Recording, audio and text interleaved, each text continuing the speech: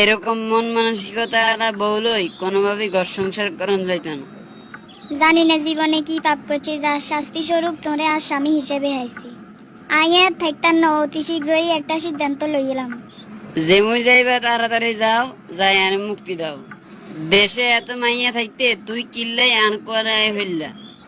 কোনোভাবে এত ফ্যামিলিতে কোনো সুখ শান্তি হাইয়েন না।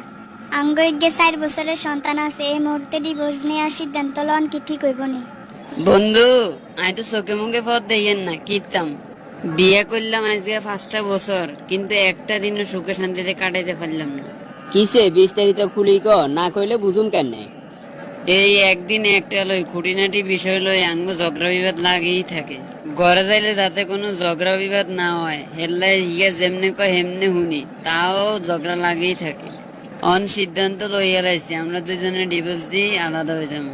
তোগো এগে বাচ্চা আছে, যে কোনো সিদ্ধান্ত নিতে একটু হিসাব নিকেশ করে নিস। আই একটা পরামর্শ দিয়ে হন, মোহাম্মদপুর গ্রামে একে হুজুর আছে, হেমে যাই তোর বিস্তারিত ব্যাজ্ঞান খুলি গ, দেখবি হেমে তোরে সুপরামর্শ দিব আশা করি। তাও কথা মন্দ কষ্ট। আচ্ছা ঠিক আছে, আজ যে আমরা যাবো।